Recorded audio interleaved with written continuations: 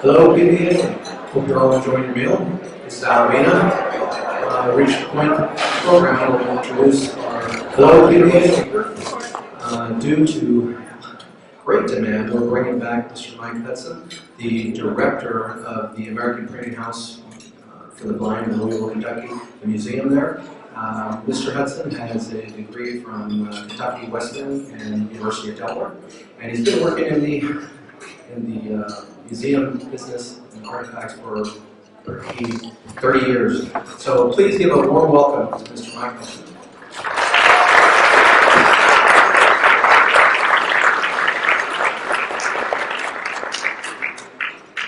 Thank you, everybody. I want to thank everybody at the Blind Veterans Association for inviting me back to speak at the annual Father Carroll Luncheon. It's certainly an honor. A few years ago, you folks came to my hometown of Louisville. It's fair play that this year I had to get on a plane to join you in Jacksonville. It's kind of ironic that I'm speaking to you once again. Father Tom Carroll spoke to every convention between 1946 and his death in 1971. And as he often said in his many preambles, was challenged as to exactly what to talk about. As I told you 2 years ago, for the last 2 years, my museum at the American Printing House for the Blind has been partnering with the Carroll Center for the Blind to preserve Father Tom's speeches, writings, and correspondence, and those of his colleagues at the Catholic Guild for the Blind. And so 2 years ago, I tried to give you a sense of what Father Carroll meant to the Blind Veterans Association. Priest, advisor, supporter, believer, friend. We can all be so lucky to have a fellow like that in our corner.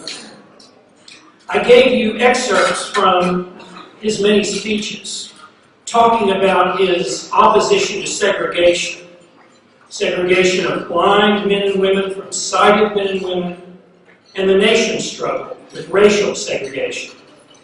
I told you about his unconditional love for the BVA, and his belief that this organization was fated for great things. I gave you a sense of how well he understood blindness and its impact on the human psyche, and how well he understood the constant struggle to adjust to its physical limitations. I told you about his belief in social justice and his understanding of the true meaning of the American way and its defense of the right of dissent. I tried to weave together how he struggled with the great changes sweeping American society during the 1950s and 1960s, and how he attempted to make sense of it all. In short, I used all of his best bits, or most of them. I never met Father Tom, but I bet he would laugh to hear that. Because with all of his work that I've read, I know he struggled himself to say something unique, something special to a group that he had addressed so many times before. So when Christina Hitchcock called me last spring to invite me to address the BPA for a second time, I had my doubts. What Christina hoped to find in the words of Father Tom was something addressing the terrible disunity that we see playing about ourselves every day in the nightly news. Your leadership is hearing and seeing all the same things that you are hearing and seeing. As the Chinese curse goes, we are living in interesting times. All of you have served your country. All of you care very much about this country and your communities. What would Father Tom have to say about all this? Debates over immigration, debates over race, debates over the role of government and healthcare, fear of foreign rulers and nuclear weapons, the dissolution of the European Union, debates about the freedom of the press and freedom of religion, fake news. What would Father Tom have to say? And that's the problem, really, isn't it? Thomas J. Carroll died in 1979. We can't ask him. And even though I prowled through all the old speeches looking for an answer to Christina's question, I never really found anything. Carroll didn't talk about unity, national unity. He only used the word once. Community? Sure. Opportunity? Of course. Unity? Not so much. So, it looked like it was going to be a short speech. But then I found this. It was in the first section of the first speech he ever gave to you in 1946. A speech that he himself came back to time and time again. And this is what he said. The place of the priest is that of the prophet. Very often indeed it devolves on him to stress the duties and obligations which exist for the very same reason that liberties exist, namely because we are all creatures of God. I thought about that one a long time. Priest as prophet. And it occurred to me that much of the Holy Bible, or the Quran, or the Sutras, was written in very different times than today. But millions of people every day still find truth there for their own lives. So maybe, just maybe, there was a speech about something else entirely that we could find truth for in today. And as I looked through his work, one particular speech just kept sitting there and, well, bothering me. It came from a tough year, 1969. In 1969, we learned about My Lai, about the Native American occupation of Alcatraz, the days of rage in Chicago, Woodstock, the aftermath of the assassinations of Senator Robert Kennedy and Martin Luther King Jr., rising unrest on colleges and campuses in opposition to the Vietnam War. We landed on the moon. The Soviets invaded Czechoslovakia. We heard about that bridge at Chappaquiddick. The Manson family.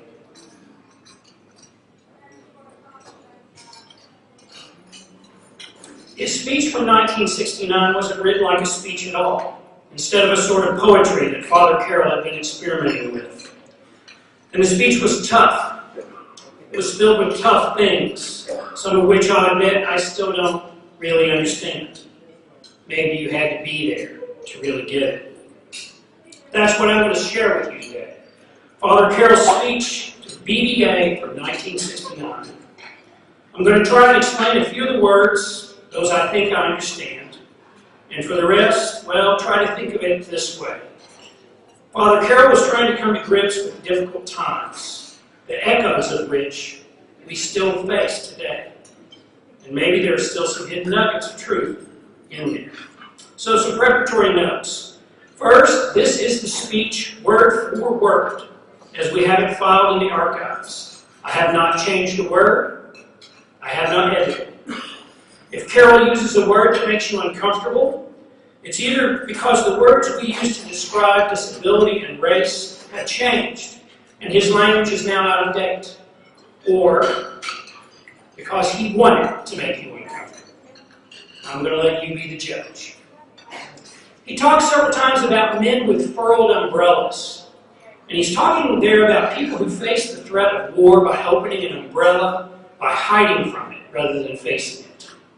When he talks about gaps, he's talking about the idea of the generation gap. The idea that was first given voice in the 1960s, that the beliefs, ideals, and values of young people might be very different from those of their parents and grandparents.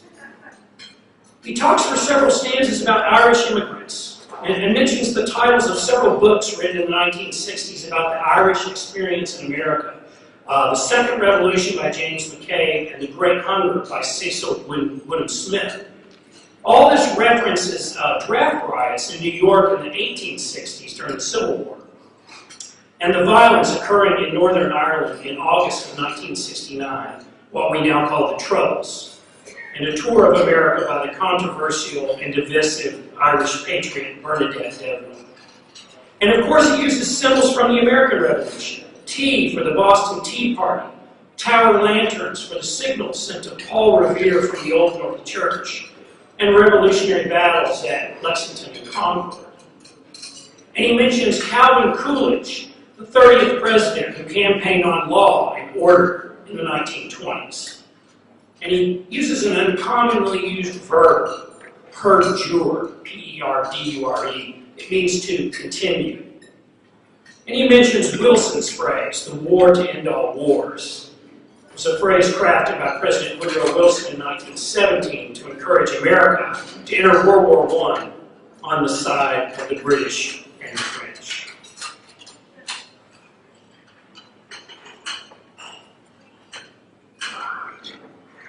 Members of the Blinded Veterans Association, their wives, their children, to the first, second, and even to the third generation, their beloved families and friends, and their honored guests.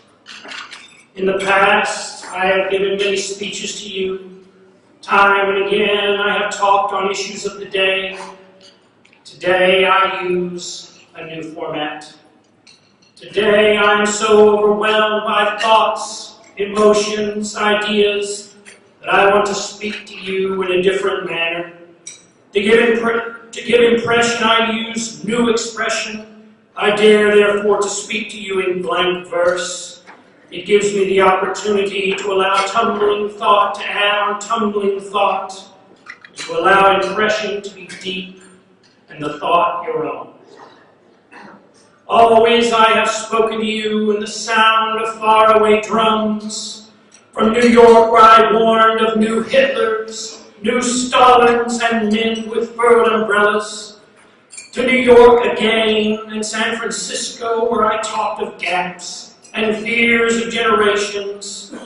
I talked in muted tones, I talked in volume tones, but I talked of a new revolution. Today I talk in a different beat, for the revolution is at hand. I am throwing no tea, I am beating no bell, but I tell you the time is now. I am not calling for, never have I called for, but I predict the revolution. I look at your motto, I look at your purpose, and I say, you can take a place, you can have a part in this revolution, you can have a part in the community, to work for the creation of a peaceful world, if only you listen, if only you hear the new sound. Faraway drums, faraway drums, faraway drums, distant drums, distant drums, distant drums, warning drums, warning drums, warning. The beat is steady, the beat is real, the beat is there. I talked in New York, in the Lincoln in New York, in New York in the Lincoln. But that was then. Then. 1,000 years have passed, 1,000, 1,000, 1,000, 1,000, 1,000. It was 1946 at the Lincoln in New York. My immature, minuscule warnings then were as nothing as of now. New wars, new masters, new umbrellas. The dreams are there. The beat has gone. The beat is new. The beat has changed. I don't know the new beat. I didn't even know the old beat. For I'm not a rhythm man, a with it man. But I'm tired of drums drumming. Tired of drums drumming, tired of drums drumming to a military beat. I want the drums that speak over mountains. I want the drums that speak over seas. I want the drums of communication. Drums, Drums! Drums! Far off drums. Present drums. Now drums. I hate the drums of war. Let us hear the drums of people. Kids in trouble. Old folks forgotten. Blind men bereft. People. People. People. The poor. The demeaned. The deranged. The retarded and demented. Hear the drums. Present drums. They cry. They beat. They crash on us. Now. Beat. Beat. Strange beat. Sovereign beat. Overriding beat. Speak. Speak to us. Now. The Irish came from a famine in ships, slave ships, when thousands died. The Irish lived in ghettos. They hated, they hated, they hated. And when their explosion of hatred came, it was vile, it was putrid, it was shameful. So shameful as to revolt a vomiting Irishman against all that bore him then and now. Irish, Irish, Irish, wonderful Irish in our anti-English rebellion of 1776. Irish, Irish, Irish, driven Irish, enslaved Irish of the 1860s. You hate, you hate, you hate the beat of an Irish drum. The minstrel boy to the war has gone, in the ranks of death you will find him. His father's sword he has girded on. Wonderful in romance, wonderful in their own revolt for freedom, but in our land, at what cost? Rebellion suppressed breaks out anew. Read, don't read, the Great Hunger. Read, don't read, the Second Rebellion. Read, don't read, oh, forget the whole thing. Forget the horrible page in the history of American immigration. But hear a beat, know a beat, feel a new beat, which says, we love America. America, change it or lose it. America, be beautiful, for life is beautiful, black is beautiful. But in Yahweh's name, in the name of Christ, change. Ancient leaders change, congressional leaders change, administrative leaders change, statesmen change. Look forward, not backward. A deal, a deal. A deal that is new, but not the New Deal. A deal truly new. Again, the list, the blind, the poor, retarded, the demented, the quads, the deaf, the old, the helpless, you, me, your brother, mine. Are we the freaks? The forgotten freaks? Drum us out! Drum us out! Drum us out! Drum us dying! Drum us dead! We shall overcome, your land and my land. Ancient, broken drums. One half Americans under 28, one half American blacks under 21, Americans starving, Americans poor, Americans affluent, Americans spending, Americans dying, Americans dead. And where now is our revolution? Somehow, yet somehow, in 1969, BVA goes on. I go on. We go on. With hope in its Star of David and hope in its cross of Christ while the world changes. With hope in its black and white hands and a handshake of peace, handshake of love. With hope that its broken bayonet means swords into plowshares. With hope that its service star has something to do with a war to end all wars. By God, I tell you, you are right. And by God, I tell you, you are wrong. For the establishment is contempt. The establishment is repression. The establishment of your age and my age. The establishment of government, over 50% disenfranchised. The establishment of church, fearing change. The establishment of academia, holding bastions. The establishment of power, knowing fear. And even your establishment is frightened. I want nothing of this repressive world. I am 60, part of the world to blame.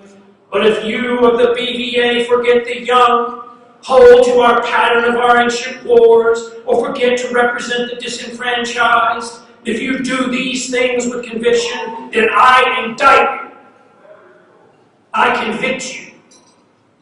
For though I burn no tower lanterns, though I throw no harbor tea, though I preach no revolution, I tell you, the time of revolution is near. Hear its American beat. Heartbeat. Heartbeat. Heartbeat. Weary beat. Weary beat.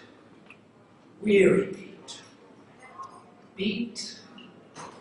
Beat. Beat. Beat. Human beat. Hearing beat. Sensing beat. Beat and beat and beat. For it is a new land. It is a new world. A world we must fight for. Fight and understand. Let it be our faint reflection of the understanding of Yahweh, God. To ensure domestic tranquility, provide for the common defense, to promote general welfare, and secure the blessings of liberty. Domestic tranquility, controversy, taxes, controversy, welfare, controversy, races, controversy, education, domestic tranquility, tranquility. No trample drums, drums of hate, rich and poor, white and black, haves and have nots, drums of discord, drums of hate, hate, hate, hate. They, never we. Domestic tranquility. Compete, compete, compete. Earn, earn, earn. Spend, spend, spend. And fight for prestige. Then to the family circle. Love. Phony love. Cocktail. Another. One more. Relax now and snore. Blunt your judgment and eat. Turn off, turn out, tune out, castigate, castigate, castigate. Kids, kids, kids, call theirs childish drums. They speak of marijuana, they speak of pot. They fail to buy, to buy, to buy. Why are our words so commercial? They fail to buy our value system. Kids, kids, kids, get off your pot and grow up. Learn. Pills for a headache, pills for pain, pills to sleep, an innocent cocktail or two or three or more. Then drive home. What is home? And compete tomorrow. To ensure domestic tranquility, domestic tranquilizers. Muted drums, drugged drums, drums unheard. In God's name, will you hear them? But listen again. To ensure domestic tranquility, for this we rebelled. This was America. Revolution for tranquility. Revolt against violence. Violence. Yes. Violence. Violence. Not necessarily the bullet. Violence. Not necessarily the club, but violence against dignity, violence against humanhood, violence against rights. We hold these rights to be unalienable. This is the American Revolution. And in answer, the Crown's answer, why can't they wait? Why can't they wait? Why can't they wait? And in answer, the Crown's answer, law and order. Occupying troops, alien forces, protect property at any price, suppress colonial power, uphold law and order. But you violate, You violate the woman. You violate. You violate. You violate the man. You violate. You violate. You violate the child. You violate the American dream when you look on another as less than you for race, for color, for creed, for status, for earnings, or physical wholeness.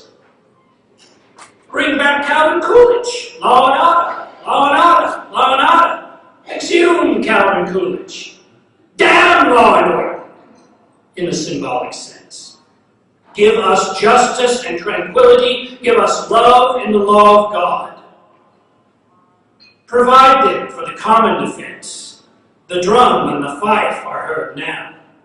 The common defense from Lexington to Valley Forge, wherever people sought expression and freedom. A common defense from invading armies. Common defense against foreign intrigue. But one defense, and one defense only, against ideas, acceptance, or better ideas. How long? How long lasts it? How long perdures the American dream? I have a belief, I have a dream, that it still exists. A dream, it still perdures. I have a dream that brings back Wilson's phrase, the war to end wars. I dare to dream that the war to end wars is now. War to end wars. Not in a Wilsonian sense, not in any intended sense, planned sense, but war to end wars as we have known them. I feel it in the tide of public opinion. I feel it in a world's revulsion. I feel it in a changing foreign policy. I dare to hope. I dare to hope. I dare to hope that the filthy, horrible patty war, that the stench-filled automated jungle war, that the unbelievable computerized massacre, that the inhumanity of man to man may be finding an end. If somehow, some way, all of this can change the feeling of the world, then no death known, no tragedy is in vain. But my God, why? Why did we have to learn this way? I hate, again I hate this war. I hate, again, I hate all war. But if this foul conquest brings surcease, if this great nightmare brings us peace, then we restore, we revive the American dream. And we return again to the American Revolution. We see it take once more its form. The general welfare becomes the well-being of all. Now, we are ready for the fight for freedom so long delayed. To secure the blessings of liberty for ourselves, for this day, this now, and this posterity. That with the broken bayonet, the service star, the cross of Christ, the Star of David, the American dream, we may work together, blind and sighted, majority and minority, each and every American toward the creation of that peaceful world where peace and love are. For where peace and love are, there is God. Peace, peace, peace. Love, love, love. God, God, God, be with us always.